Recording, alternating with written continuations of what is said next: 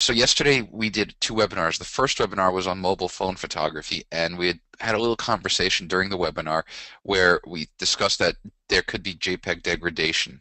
And what we discussed was that opening and closing a JPEG, there is no degradation, but sometimes when you save the JPEG, you can have a degradation in quality. And Paul's asking if we can discuss JPEG 2000. And you know what, Paul? I've seen that file format for as long as I've been a photographer, and I've never once bothered to, one, save it as a JPEG 2000, or two, um, research it. So we can research it together. Um,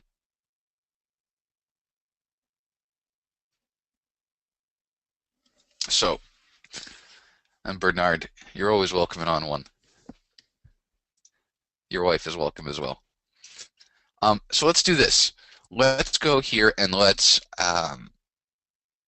work on some images. Now, my friend Bill sent two images. This is the first one. This is the second one. Let me zoom in here. Oh, okay, I see. That's the full. All right, move this out of the way. So Bill is wondering, is there a way to somehow kind of not necessarily eliminate, because you can't eliminate the shadow, but somehow make the shadow not so much of a prominent feature in the image. And there are a few things we can do. Now, shadows are typically dark, and you can see that Bill used flash here. Um, I can't tell. It kind of looks like either the flash was on camera or slightly off camera. You can see the directionality of the light. If it was on, yeah, this is, I think, on camera because it's going straight and the shadows hitting to the right of the subjects. So the very first thing that I recommend if you're going to use strobes, and I'm the like the I'm not an authority on flash on strobe lighting, studio lighting. I have flashes. I've got my Pocket Wizards, and I've done studio photography, but it's not, for me. It's not my thing. However, if I do usually use flash, I'm always doing off-camera lighting, and Bill confirmed it's on-camera speed light. So I think the first thing that any photographer, like, though, the bigger names like Joe McNally or Zach Arias would say, is get the camera off the flash.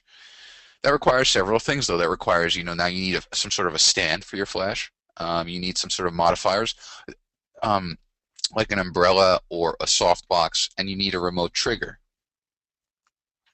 Unless your camera has a pop-up flash and you're using ETTL, which is essentially, ETTL is the Canon version of and Nikon's version, I believe, is CLS, the Creative Light System, where the pop-up flash flashes, but the flash is actually sending data to your off-camera flash, and it's telling it how to expose or how to burst itself.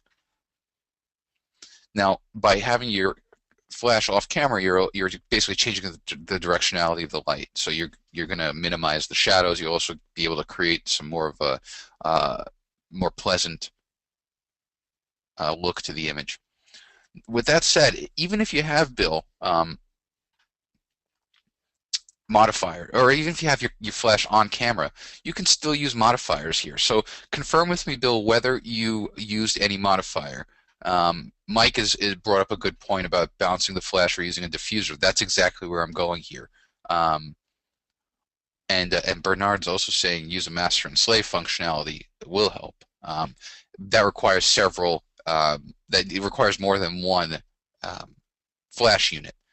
Master and slave is basically you put one strobe on your camera or off camera, and you set it to master, and then the other one is slave. And using that ETTL function, you can actually, the master will trigger the slave and tell it how to compensate or how to fill itself. So what Bill says, there was no modifier. Modifiers kind of diffuse the light, and it makes the light softer. So I can tell that if you used a modifier, the shadow would not have been as harsh, and the light would have wrapped around a little bit better. There are a ton of different modifiers you can get. You can get for a couple of dollars a little plastic modifier that fits over the front of your flash. Or at worst case, Bill, you can always, depending on the flash unit you have, if it's a speed light like the 430 EX or the 520 EX2, you can point the flash straight up, and there's a little white card that you can pull out on the front of the flash unit. And the white card, if it's extracted and your flash is pointing up, the light will predominantly go up, but the white card will push some of that light forward. So lighting is something, it's a totally different beast. Lighting is without a doubt, an art form in and of itself. And I apologize for being so just kind of, the word is just kind of underestimating light. There's so much to it. But let's do this. I'm going to go take this image into Photoshop, this first one. And let's start working on it. So right off the bat, we're going to do a few things. First thing I do in my workflow after I've already imported it into Lightroom and done my color correction is clean up anything that I don't want. Like I'm going to use my healing brush here to get rid of these little spots. There's a little bit of a flare on the pants, because all these little things just distract from the viewer. And I mean, I get really critical. Like that, there was a little spot under that door I want to get rid of right here. So this is the first thing I'll always do. I'll rotate. Rotation is one of the last things I'll do. Because this image could be rotated a little bit. Now, what we're going to do is we're going to use focal point first, and we're going to protect our two subjects and the plane of focus. So I'm going to quickly just use my brush to illustrate what our plane of focus is. This will be our plane of focus.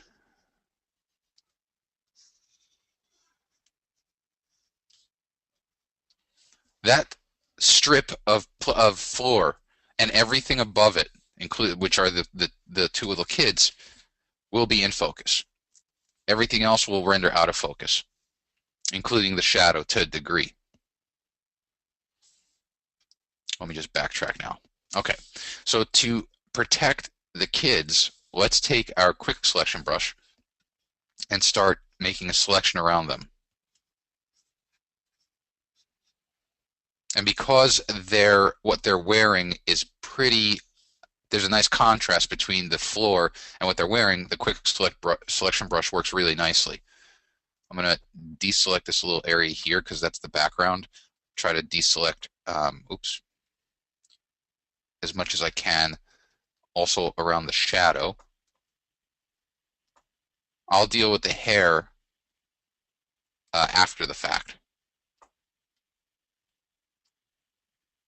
I can paint focus into these little strands of hair, but what I'm trying to do is ensure that my selection does not include the shadow. Okay, that's a pretty good selection for the most part. I'm just kind of outlining right now. I'm tracing around to make sure that I have what I need. Let's get the little shoe.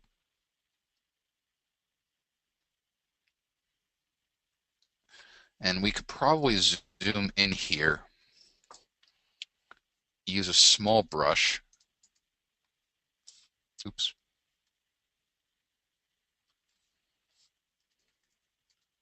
And just get this a little bit deselected, so we don't want that in focus.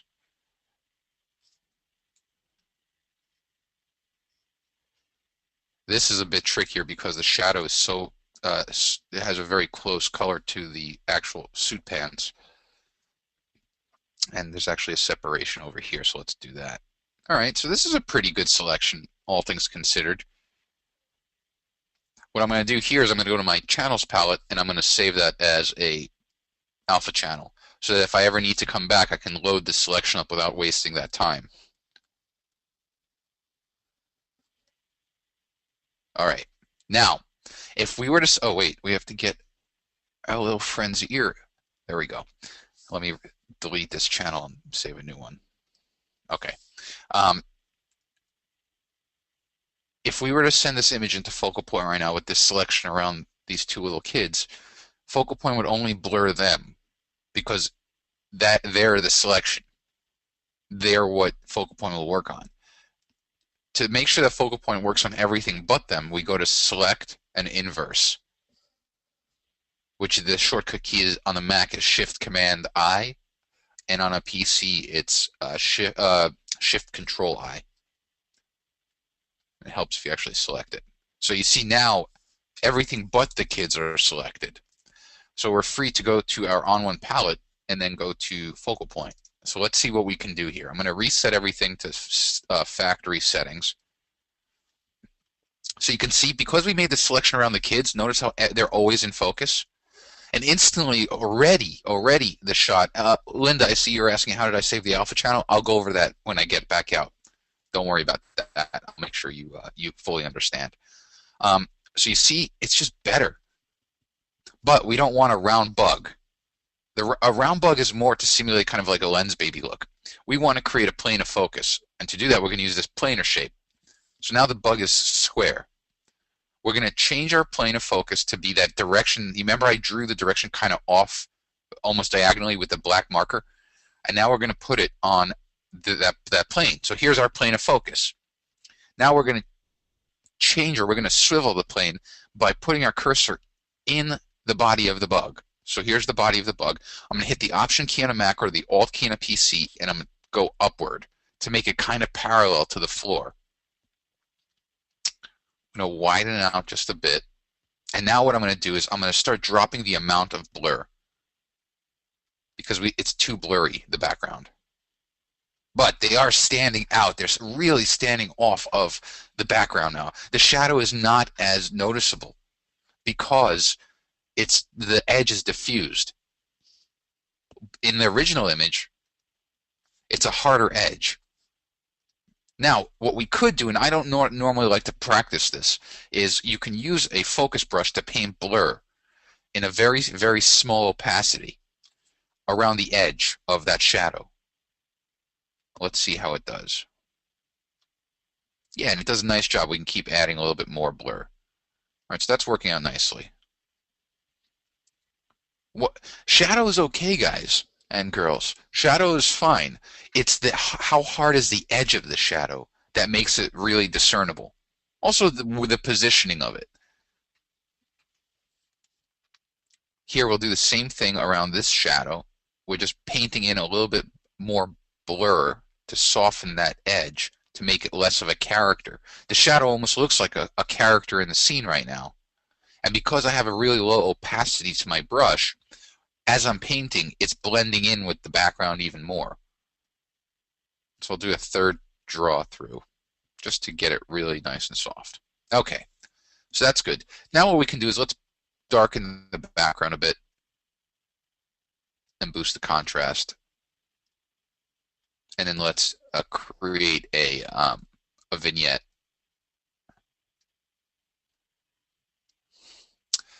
And I might go back to my bug and straighten it out a bit, the plane of focus. I'm thinking I want it more parallel to the floor and not at an angle, now that I'm looking at it. So I'm just kind of adjusting that. Now, you can kind of see, if we zoom in here,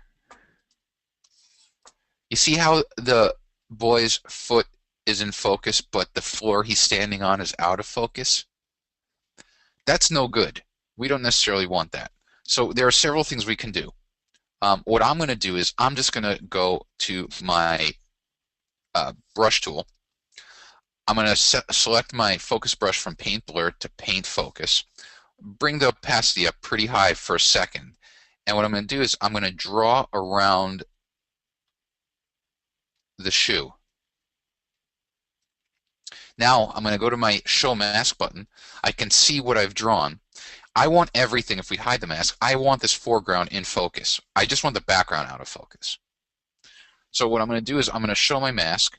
I'm going to bring my opacity up to 100%. I'm just going to paint through here because I want that in focus. And now what I can do is, with a big fat brush, just paint this entire thing black. Now we have the entire foreground in focus. Now it's looking natural. Now it's looking really, really nice.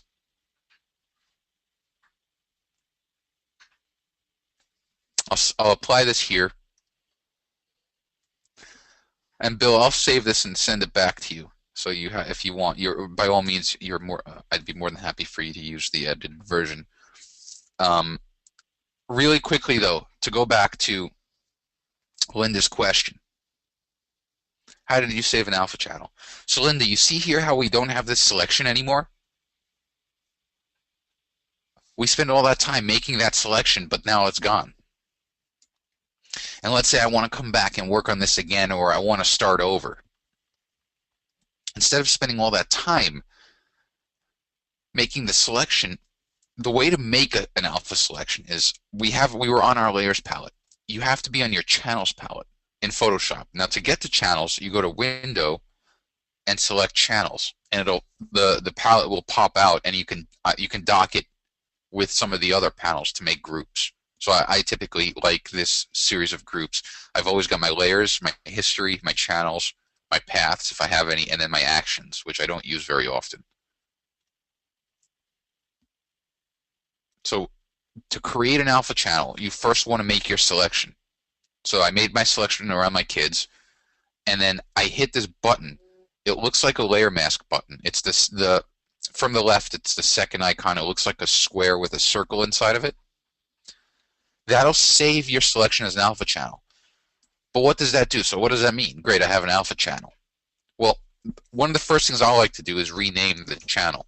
So I'm going to call it kid selection or kids selection. So now I know that that's a kid selection. I'm going to deselect it. I'm going to turn my other channels on and turn my alpha channel off. So to load this selection, because now all we have to do is we want to load that selection. You put your cursor inside the thumbnail, so this little thumbnail right here, and on a Mac you'll hit the Command key, or on a PC you'll hit the Control key. And you'll notice, you see, I don't know if you guys can see it, but look at the hand icon. When I hit the Command or Control key, you see a little square appears?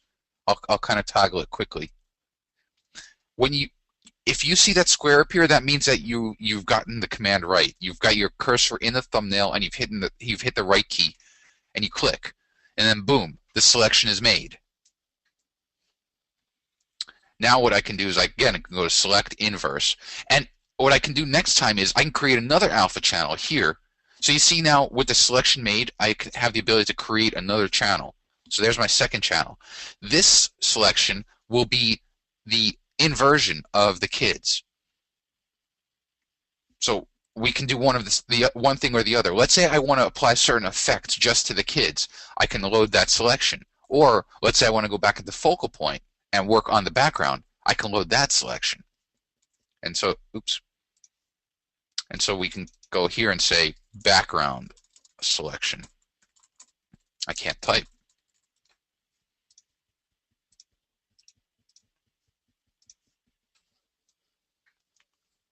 So there you go. Let me see some questions, because I'm going to go into Photo Tools here and stylize this a bit. Harvey, good to see you. Would you remove the flash flare in the glass above the kid's head? The flash flare, like over here. Yeah, we could do that. Let's see. If we go to the layers here, it'd probably require just a little bit of cloning or healing. So here, let's go to the focal point layer. Let's go to our healing brush.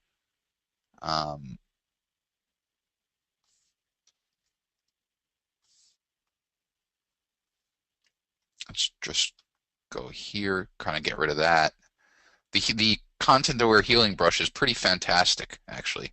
It samples pixels around. You don't have to source it like you do with the clone stamp. Let's see how that does. That's a good job there.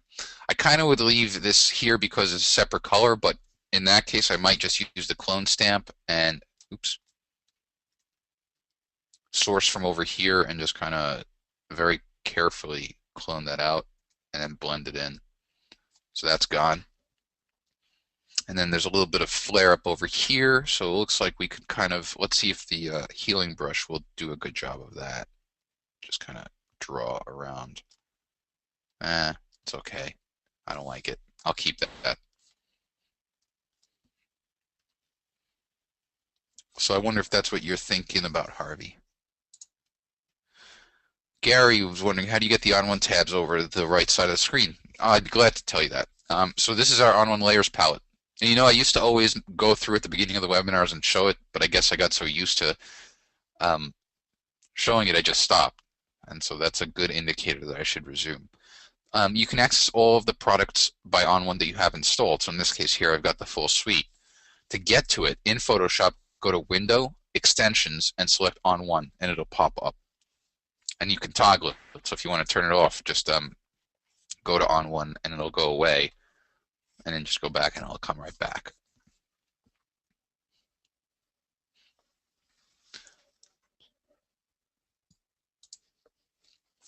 Paul has an interesting thing. Paul said that he's used invisible tape, like Scotch tape, on the front of his camera flash, and that's basically right. I mean, if you're okay with having the adhesive on your flash, the diffusers, like those little plastic diffusers, are basically the same quality. It's just a kind of a diffused, kind of a semi-transparent piece of plastic, and Scotch tape in and of itself is relatively the same. All right, so let's go into Photo Tools and let's work on this. So over here, let's well, what can we do? What can we do? What can we do? What would I do here? I know right off the bat I'm going to get rid of this over here. This is bothering me, but I'll do that afterwards. What can we do? Well, we don't have to do too much. Again, these are kids walking outside during a wedding. We don't want to go nuts. However, with weddings, I always almost go straight to some sort of a black and white treatment. So let's see. Let's go to the Tasty Glow and see what BW Tasty Glow does. Nah, they look almost kind of ghostly. I don't like it. Let's try the Kev Secret Formula. That could work. Okay, so let's do this. Let's you see, the only thing is that as you drop the strength, you're bringing color back in, and I don't like that. I like going, full black and white. So let's do this. Let's do this. Let's first convert it to black and white. So let's go to General, and let's just go to a green-red balance. Okay, so now we've converted to black and white. Now we can go to Kev Secret Formula and drop the strength down, because we're just revealing the black and white layer under it. All right, so that's looking good. Now what I'm going to do is I want to bring them out a bit. So I'm going to use my basic brushes. I'll brush lighter.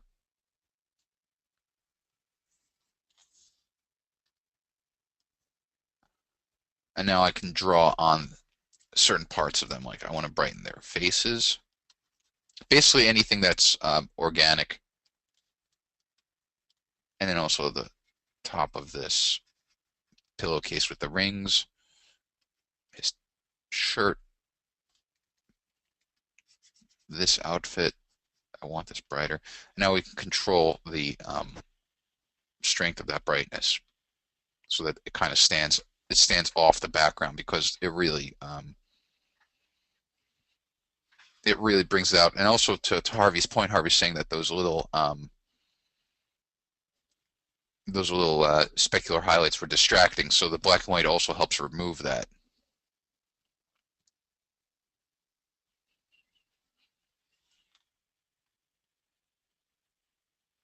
And so I'm trying to think if there's anything else I would do here.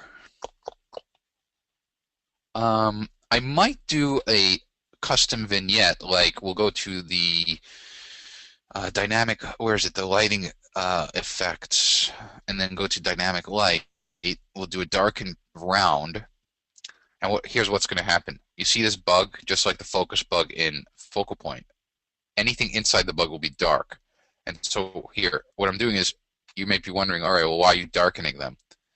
Well, watch what I'm going to do. I've got the selection over them, kind of a custom oval shape. I'm going to go to my invert mask button. Now, it basically inverts the mask, but I do not like these obtuse shapes. I want a very small amount.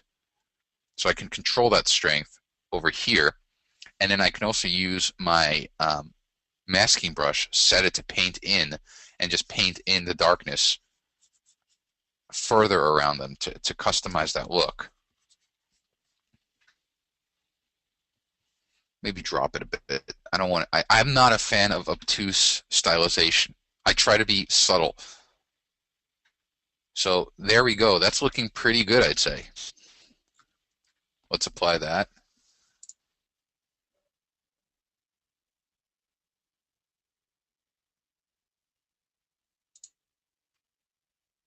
Ooh, Bernard coming through with an interesting solution.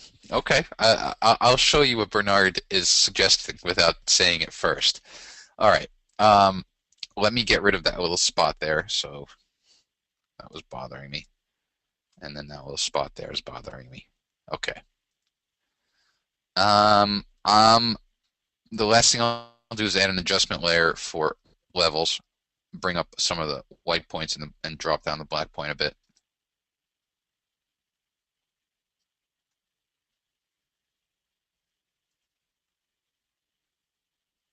That's looking pretty good. Okay, let's save this. I'm going to try something that Bernard suggested.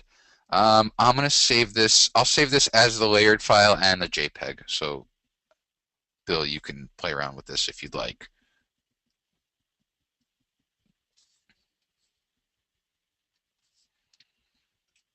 JPEG 2000. We'll just do JPEG though. That's good. Now here, you remember earlier? Oh, cancel. Let me do -1A. You remember earlier I was saying how JPEGs you can degrade them by saving. That's because when we were talking yesterday, if I bring this down to a low quality, it totally degrades the image. And you can see, try to pay attention to the background here. As I drop down to 0, you can see that the quality gets degraded significantly. But at 12, at higher quality, it's much smoother. So we'll just keep it at 12. Okay. Now, let's do this. Yep, Bob, you got it. You nailed it too. Let's do this. Let's take both of these layers, right click, go to open with, and we'll go to perfect layers. So perfect layers is the latest addition to the Perfect Photo Suite. We released it to the public yesterday. And we did a webinar yesterday, and we're doing one today, and then we've got all-star webinars next week, all on perfect layers. So perfect layers is our layered workflow solution. You can see here we've got our layers. We've got the black and white layer, which I'm going to call black and white. And under it, we've got the original color layer. Now, what we could do, as Bernard was so insightful to bring up, we can use blending modes to try to blend them together to see if we can get an effect. Now, I don't know if this will, ooh, that kind of works. That kind of works. If you want to go for a color look, that looks pretty cool. Screen, nah. Multiply looks cool if we drop down the opacity. Overlay, I don't like. It's too harsh. This looks almost like a magazine print. Soft light's okay. Ooh, hard light's kind of nice too. So it's either hard light, so we can do darken. We can copy that and then go to hard light and drop that opacity. So that looks pretty cool too, actually. Now we can go to File. Here's the thing in Perfect Layers. File, Save, or Save As. Let's do Save As. We'll call it PL Bill H1B. So that saves the PSD file. Now let's say you want to save a JPEG or TIFF of it. If you go to File, Export, you can save the JPEG or the TIFF of that as well. But here's the cool thing, guys. Let's close this out. So here is our PSD file. If you open it up in Photoshop, you have your layers over here, the same labels and everything with the blending modes and the opacities that they came in. So let's say you want to add another focal point adjustment or perfect or photo tools. You can do that in Photoshop. So it's fully compatible.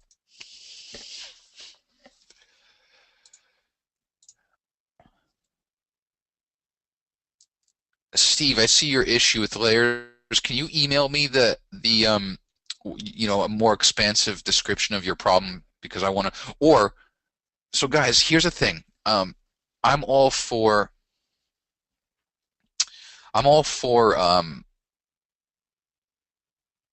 troubleshooting. I want to do that, but perfect layers, I'm a bit extra sensitive because of how new it is. If you go to perfect layers, let's open this up again in perfect layers. So another thing to note, if you open the PSD in perfect layers, you have everything as you had it. So it's not like you lose your changes. But let's say you've got an issue. So this is specifically for you, Steve. If you go to the help menu and you go to provide feedback, this is really important to us. It'll launch an email that will be sent directly to our Perfect Layers tech team. And if you can describe and give your system requirements, what's going on, we really would appreciate it. And this is goes for everyone. We really need your feedback. This is our public preview release. The final version comes out in a few months, and it's going to be even better. This is only a portion of what we have in Perfect Layers. To David's point, David's asking Perfect Layers and Aperture. Yes, that's coming with the final version. But during yesterday's webinar, my colleague Dan gave me an idea. There, I guess, is a way, and I don't know if I even have Aperture installed here right now, which would be a bummer. I don't. So, Dave, if you want to use the way it was explained to me is you can go into Aperture and set perfect layers as an external editor.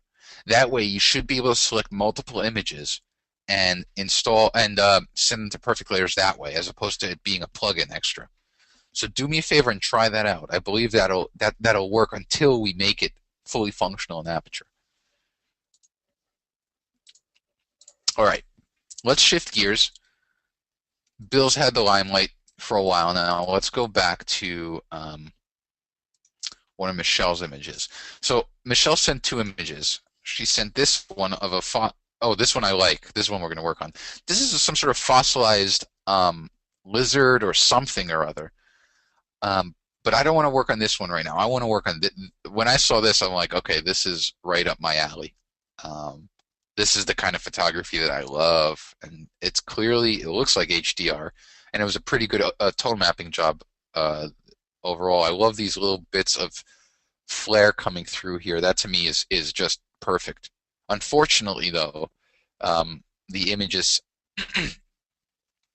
slightly off rotation, so if we rotate it counterclockwise, we probably will cut out this area here. I'm judging this vertical line as one of my keystones. So this is what I would straighten to. But we don't need to do that right now. Let's go and send this into Photo Tools. So here, if I double click on Photo Tools, it launches the product. My pleasure, Bill. So the first thing, for those of you that maybe have watched my webinars, you probably know that I'm very much a fan of custom stylization. I look at this scene here and I see different elements. Teddy bear, garbage bags, stonework, wood, and the outside. And this kind of desk over here and whatever this was. So I apply effects specific to those elements. I don't just apply entire effects, or very, very rarely. So let's do this. Let's start working on this image. First thing I'm going to do is work on the stone. I'm going to go to the Stylized Effects category, and I'm going to go to Cyberpunk, and I'm going to cool that stone off. So you see how Cyberpunk, it affects the whole image, and I'm fine with that for now. The first thing I do is I drop my fade slider to 0, and I bring it up, and I'm only paying attention to the stone. I don't really care what it's doing to the wood. I'm bringing it up until I'm happy. About halfway through, I'm happy with that. Now what I'm going to do is I'm going to Normally I'd probably invert my mask and paint in, but because the stone is the majority of the scene, I'm just going to select my masking brush. I'm going to make sure I'm set to paint out and my opacity is at 100%. And I'm just going to paint out the wood. And I'm going to do I'm not going to do the cleanest job just because I don't want to spend too much time masking. But to give you an idea. So right off the bat, and I'll also probably mask out the wood of this window to make it stand out as well. I'm using a Wacom Intuos 4 pressure sensitive tablet, and it makes masking a breeze. So we'll go right through there. Okay. So you see how the window stands out from the concrete around it? Next thing I'll do is I'll deal with the little teddy bear. Teddy bear will probably do something like autumn. And I'm only focusing on the teddy bear right now and what the effect does to it. So I'm going to bring it up kind of high. I'm going to invert my mask so that hides the effect. And I'm going to select my masking brush from paint out to paint in. And now I could just paint in the effect here. Now, it darkens the bear a little bit, so I can always lighten it after the fact once I'm done with the image. But I want to give it a really nice kind of nutty brown feel. So the teddy bear instantly pops off of the image. And to me, the teddy bear is the focal point. I love that there's this. As soon as I saw the teddy bear, I was just smiling because that is so gross that there's a teddy bear in this awful scene. All right. The next thing I'll do is, sorry, my headphones are hurting me. I'll probably deal with this panel here. And for that, it looks like I'll do something like Blue Dawn Leonidas. Yeah, I kind of like what it's doing there. So let's drop it down, invert the mask, and paint it in over here. Just to separate it from the concrete.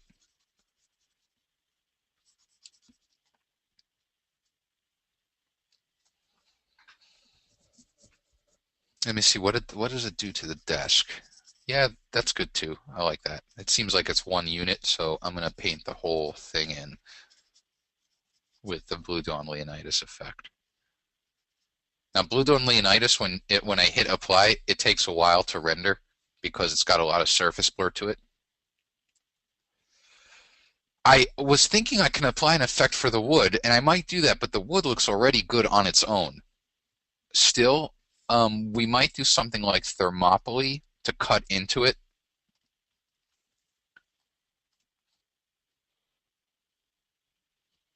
Yeah, I like that. So we're going to invert the mask, and again, paint in. It was a bit too warm for me, so this adds a little bit of a kind of a little bit of a kind of a, I guess a green tint, if anything. I wouldn't know because I can't even see green, but go figure. All right. So here, oh, and then the garbage bags. The garbage bags. What do we want to do with the garbage bags? Um, hmm. This is exactly how I work with my own images. I'm trying to think, what would the garbage bags, maybe grunge to really darken them. Let's see. Yep, that's good. Invert the mask. Paint it on the garbage bags. Make them look funky. Oh, and there's this, whatever this is. I won't deal with that right now.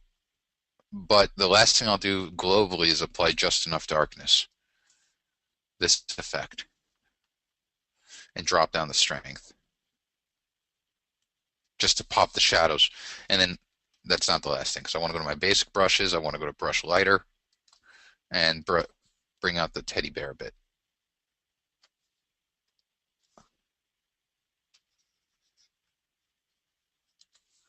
Let's make it really bright. So here, let's hide the palette by hitting none. Let's go to Command or Control 0 to full screen. And then here is our original. And here's what we were able to do with photo tools. This is why I absolutely love this program.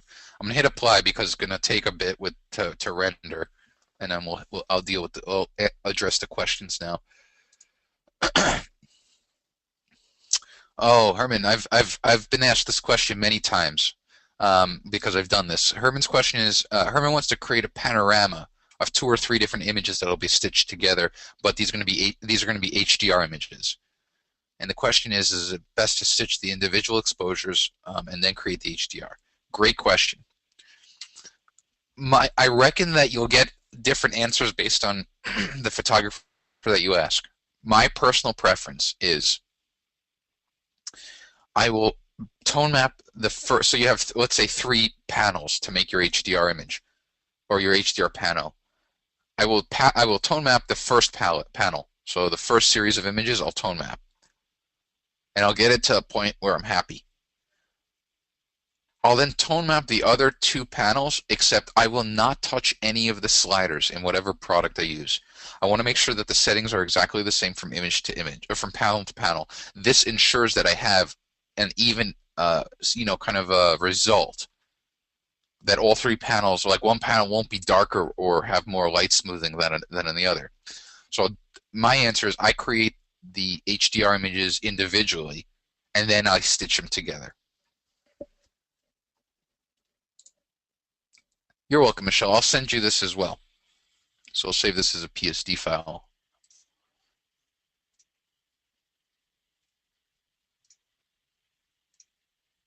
There you go. Okay.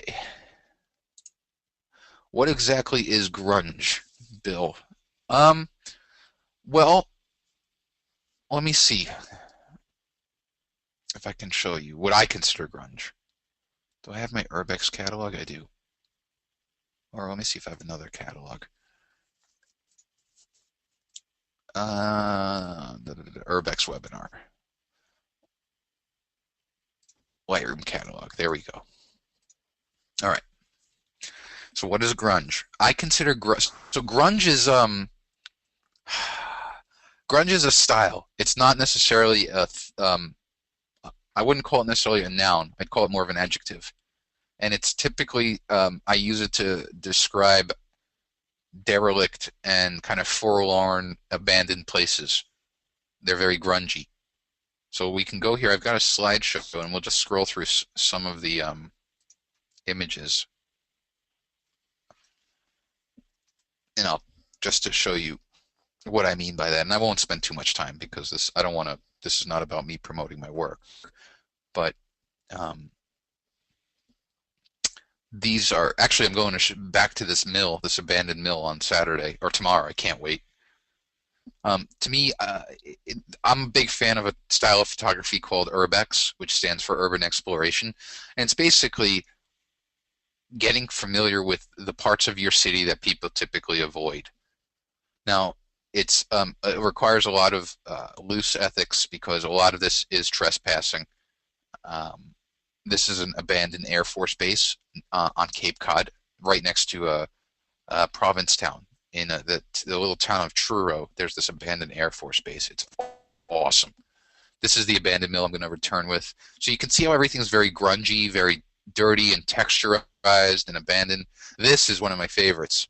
This is an abandoned subway car in Boston. And this is probably one of the, for me at least, one of the most terrifying shoots because this required some significant trespassing. And I don't condone it, and onOne doesn't condone it. But it was worth the risk. As you can see, this was like, I mean, this was crazy. And a lot of times you find things, you have to make your shot. So I had my fisheye lens on, and I saw this. I don't know what they call these things. These little paint containers, these trays, and it was on the other side of the mill. So I picked it up and I walked it over here. I love symmetry. I'm a big fan of symmetry, and so this is actually a good little discussion. The difference between framing a shot and composing a shot, and a lot of people I think use them interchangeably or don't really see a difference. I'm of the belief that there is a significant difference between framing a shot and composing a shot. So a shot like this is framing a shot. I I put my tripod on top of two chairs with the fisheye lens, and I angled it down a little bit, and I framed the shot accordingly. This is composing a shot. Originally, this tray was not over here. If I just put my camera down and I shot it without this tray, this would have been framing a shot. But because I put the tray in here, I literally composed the scene. I put something in here and I created a scene. This is framing, framing. This is composing. I moved these two pulleys together. This is the outside of the train. Awesome train. Awesome, awesome train. Mill. So these are all just framing a shot. Nothing special here.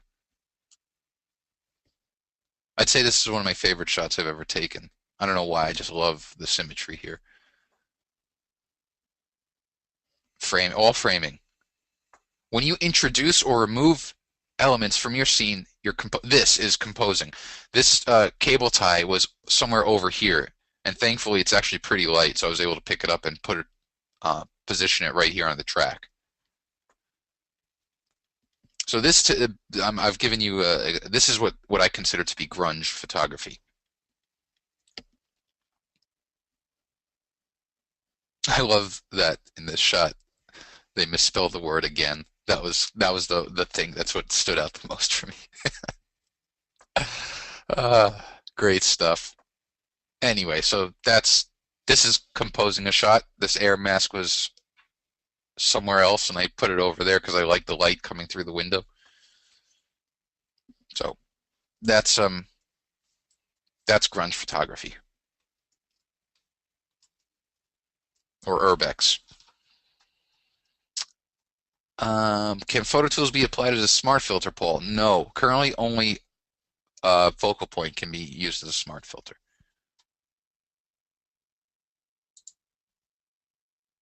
And Gary brings it up again. We were talking about the HDR panels, and Gary says it perfectly. Consistency between images is critical. We're neither Gary nor I are trying to be alarmist or anything like that, but it's true. You do not want to, if you're doing a panoramic image, which is a combination of several images, especially HDR, which is an increase of images, you want to make sure that all three panels have the proper settings, that one is not darker than the other, because it just screams as fake. Is the car behind the train terminal? What do you mean, Paul? If I ever do an urban photo tour, I'd love to be there. Actually, Gary, I try to do that. I try to organize photo walks in this area, in the Boston area. Um, it's always fun. So, Tim's asking in my grunge shots, did I use a portable strobe or just off-camera flash? Tim, actually, I've never once in my life used a flash on those kinds of shoots. In fact, I I never use my strobe. It's such a waste of money for me. I feel badly. I'll never sell them because you never know when you need flashes, but my flashes are actually packed in a box right now with my pocket wizards and everything. No, that's all HDR. Every single one of them is HDR.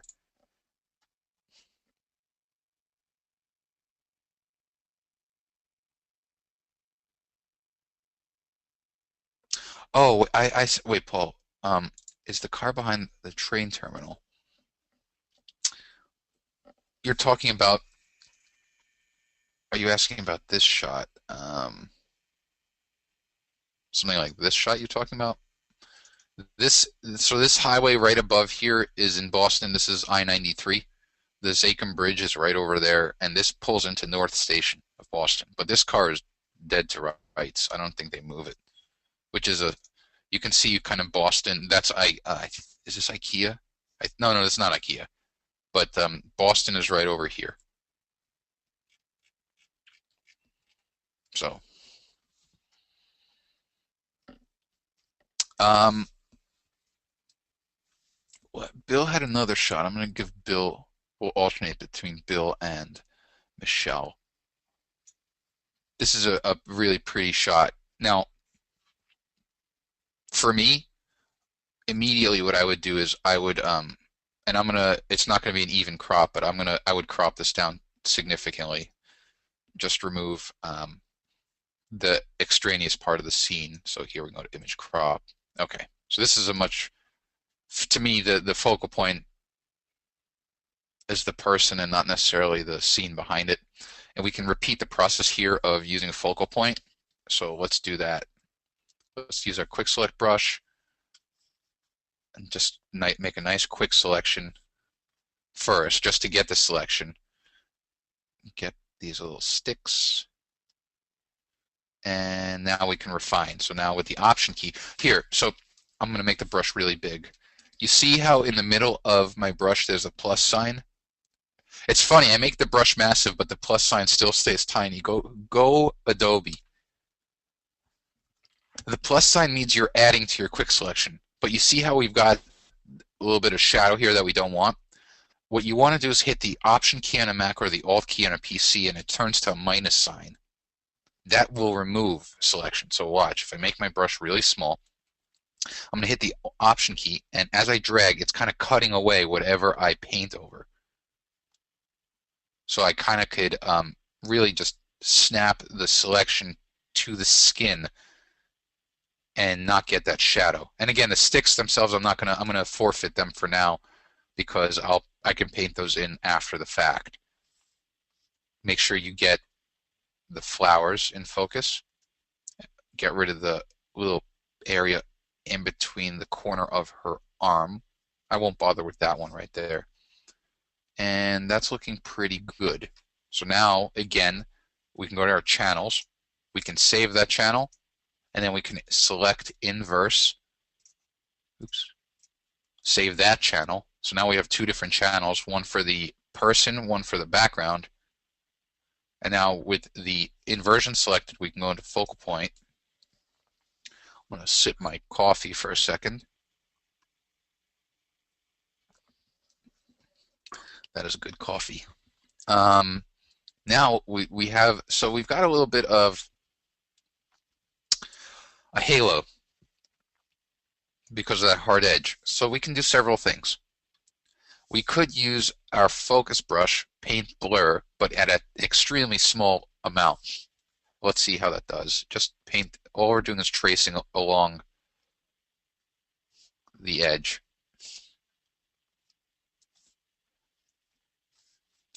That's doing a nice job of kind of creating a little bit of a transition.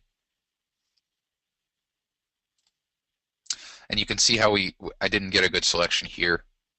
So I might bring my blur up a little bit and just paint some blur here. Okay, that matches pretty nicely. I'll drop the brightness even more here. See, I'm not sure I like it. I'm not sure I like it here. I might not do the focal point. I don't think so. Only because it's looking it really has a three-dimensional quality to it here, but I'm not sure I'm a fan of.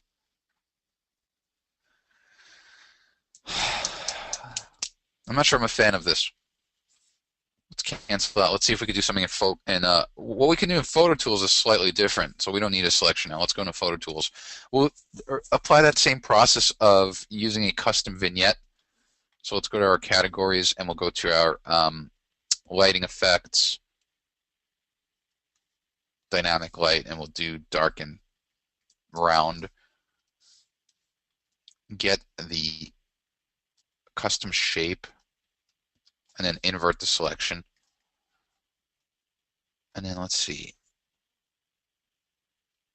This is a little bit better. So now what we can do is this. We can do two things. We can select our masking brush, select paint in, and paint in the rest of the light.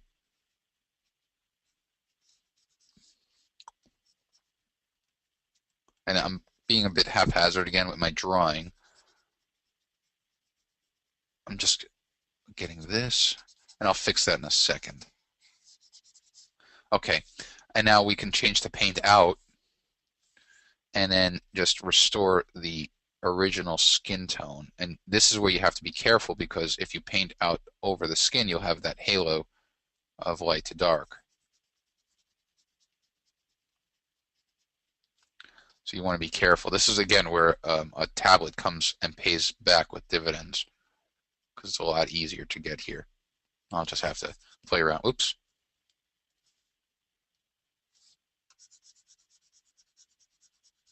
Get that going.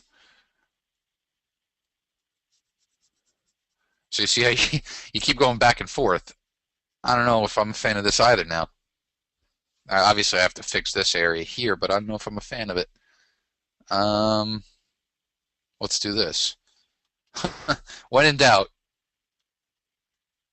go black and white. Let's see what the Tasty Glow does. Tasty Glow might work here. No, not at all. Secret formula. Hmm. Actually, I kind of like this, somewhat of a desaturated look. That looks kind of cool.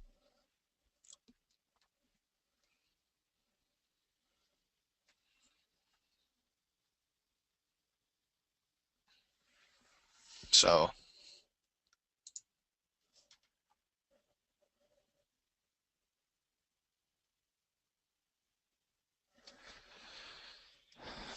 I guess this could work. This is more of a subjective one. Definitely the one thing I would do is crop it down, Bill. All right, let's hit apply. I'll save it just in case. It's a cool shot. And now what we can do is let's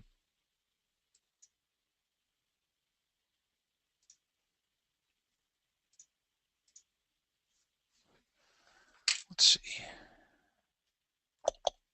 Let's go to save as JPEG.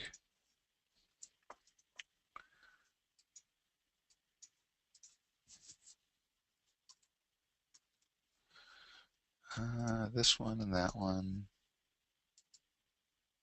Let's go to perfect layers, see if we blend them together. Oh, we don't want these.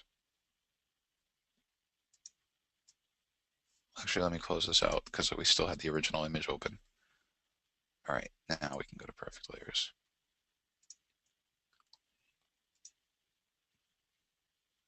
Oh, I cropped this one. Okay, I see. All right, let's drop the opacity and align them. Which layer is which? Okay, there. Let's go to our move tool.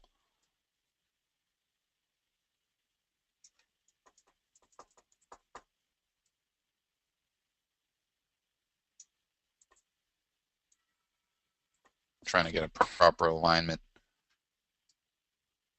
There we go.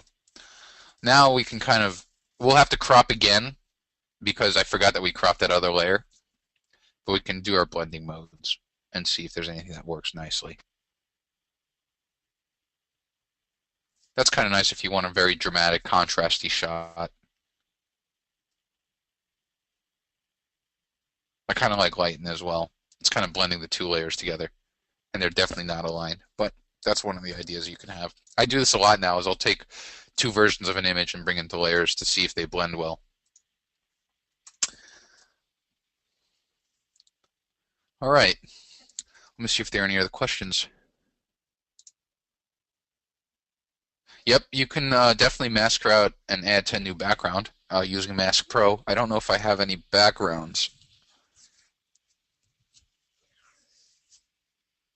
Let me see. What do we have?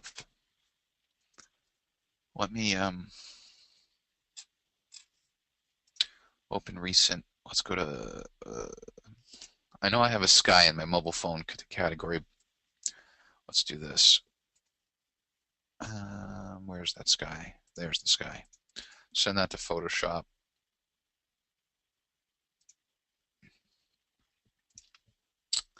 Let's run a noise reduction on it. And then let's bring that image. Where was it? It was Bill to a JPEG.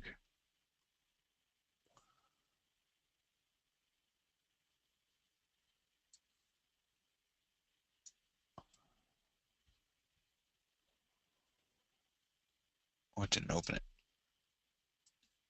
Let's mask her into the sky. Okay, so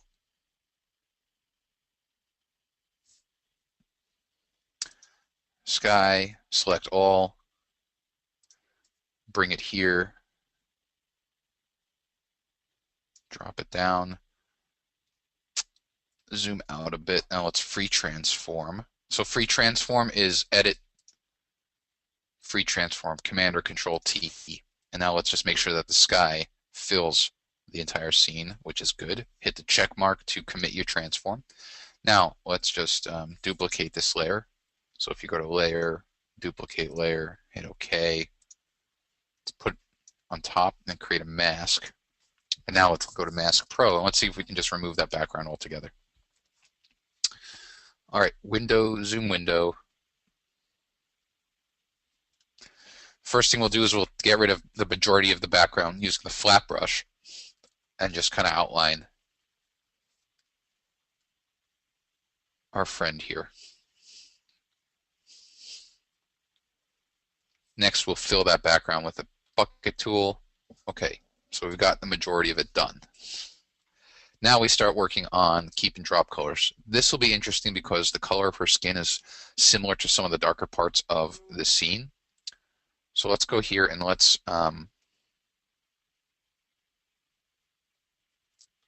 select some colors to protect along the edge of our friend. Whoops.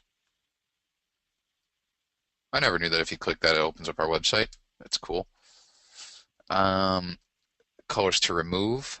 So you see how these colors are similar to that one? We might have a problem.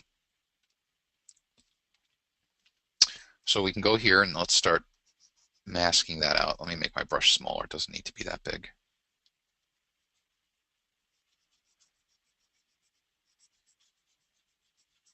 No, it's doing a pretty good job.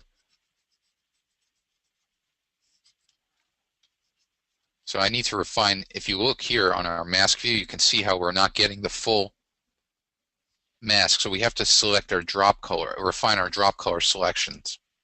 And now if we go to our masking brush, it should do a better job. You see how as we refine it, it's doing a better job, but the skin is being preserved.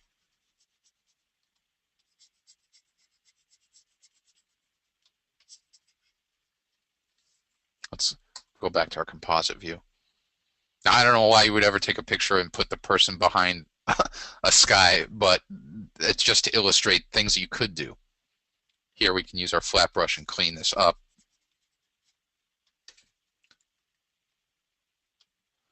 And again, we can go on this side here. Let's get those shadow colors. Now, because I cropped this image from a JPEG and I zoomed in, you can see that we have some noise, and that's kind of understandable.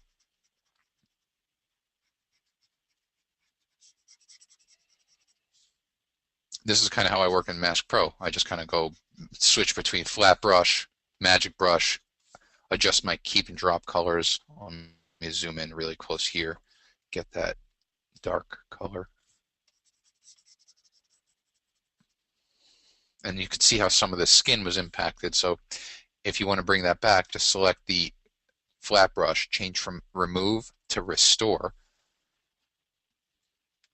and just paint that back in, that skin.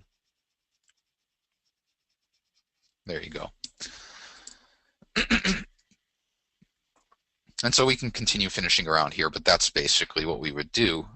You know, this area here would probably be pretty easy, especially on this side. We can create a new set of keep and drop colors and then protect the color of the hair and the skin, the earring, and the stick, and then remove these various colors.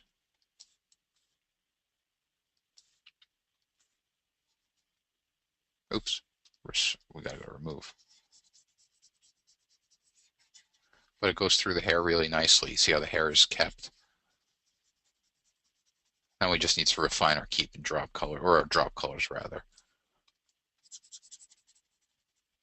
And we can use our flat brush, make the brush a little bit bigger, and just kind of clean up these little edges. Oops, chopped out the stick. I'm okay with that for now. There you go. So that's kind of what you would do, and you would keep doing that. It's not.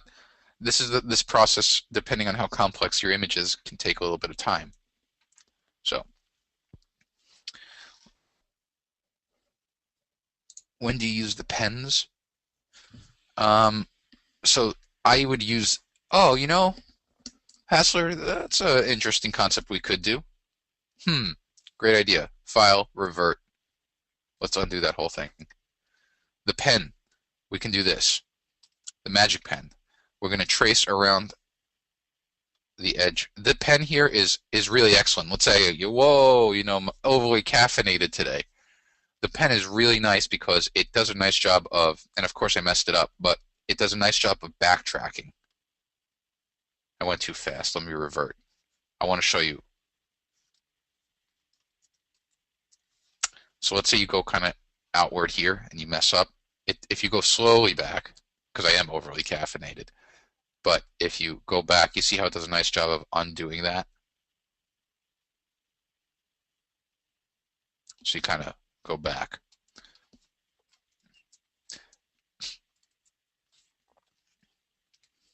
But with the magic pen tool, what we can do is we can kind of outline the shape. And because the shape it's defined, we can kind of go around here. And I'm going to take my time here because I want to show this tool to you. Keep going around.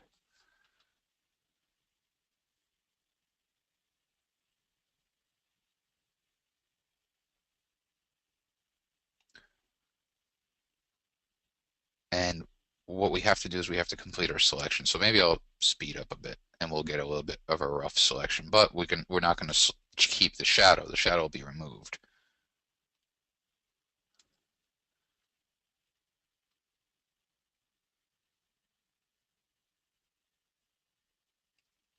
And so we just kind of draw around here.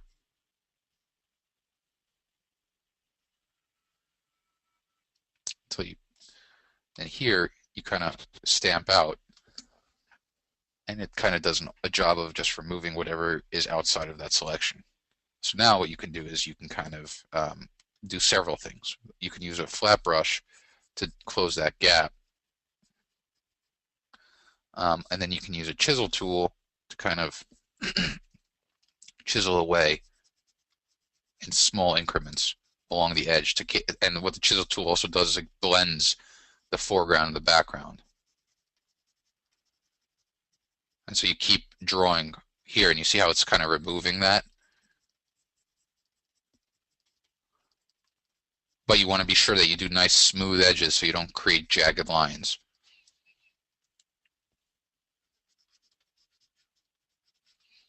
And so that's kind of how the chisel tool works.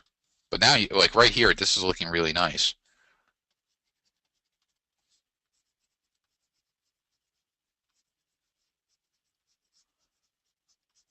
And the chisel tool has edge detection, so even though I'm drawing inside of her arm, say, it knows not to paint that out. This is a rough selection, but you can see how with that pen tool, Hassler, that was a great call on using the pen tool.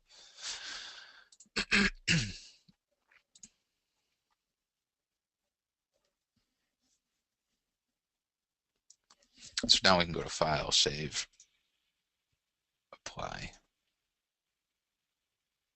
And there's our mask. So really, in actuality, even though we put the sky layer here, we can put any image in this position, in this layer, because we can hide this and we can hide that. And there's our, as long as we have this mask with our layer, I can replace this with anything.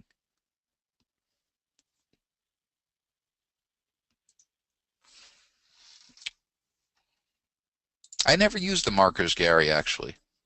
I just don't find them really to be useful tools.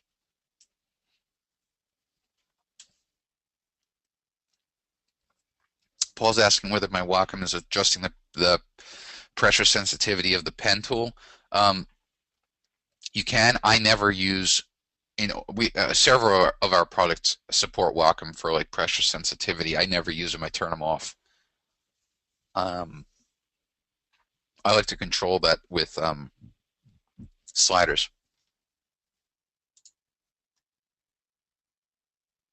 So Herman's asking if we can discuss the difference between making a work path and select in Mask Pro. So if you go here into Mask Pro, you got Mask Pro make work path and select. Select is you can use Mask Pro. So you remember how earlier we were using the quick select brush to make a selection? Mask Pro, you can actually use keep and drop colors to paint and make a selection. But I personally find that was really helpful before the quick selection tool was created. I find the quick selection tool to be far superior there. The make work path will allow you to do a similar thing, except instead of making a selection, it'll make a kind of like a vector mask. And so, Herman, my recommendation is go to our webinar archive, go to one of the first Jim DeVitale webinars that he did with us, and he goes into detail of how to do that. He does a far better job than I do.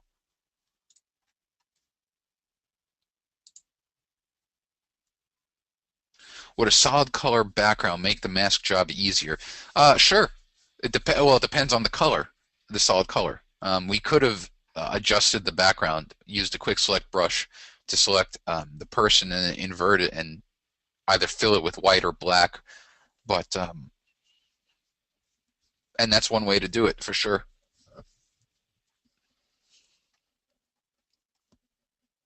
Yeah, exactly, Gary. Exactly. You're right.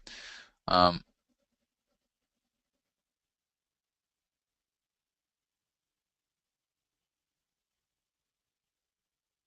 you notice the tool slider moving while you were using it was moving? Let me see if I go back into Mask Pro.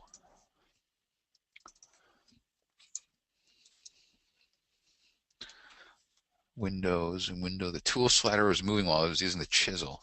Doesn't look like it's moving here. Oh, over here. Oh, maybe it is turned on then. You know what? This is my new installation. You're right. I recently got this new computer and I installed everything, but I didn't customize everything yet. Normally I turn it off. So yeah, right now my Wacom is using the. You can see how it's moving. Absolutely right. Good call. Good call, Paul.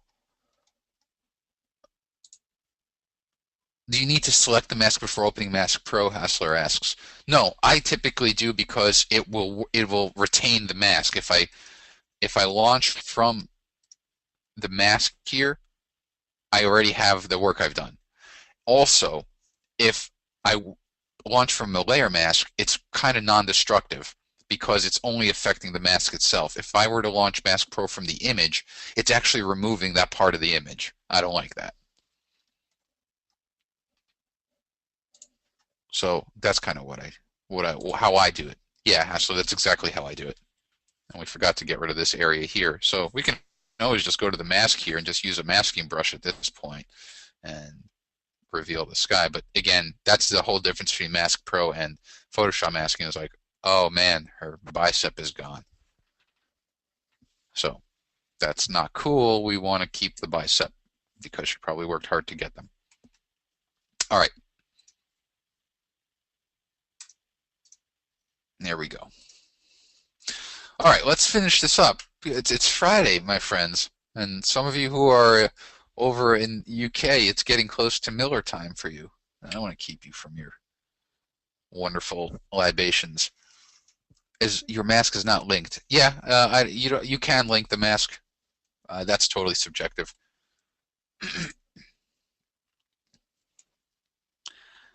Bob coming to the rescue. So this was more for who was asking me earlier? David was asking me about perfect layers and aperture. So I'm going to copy and paste Bob's. Bob basically gave us the walkthrough in aperture, and I'm going to put it in the chat module, so you should see it here.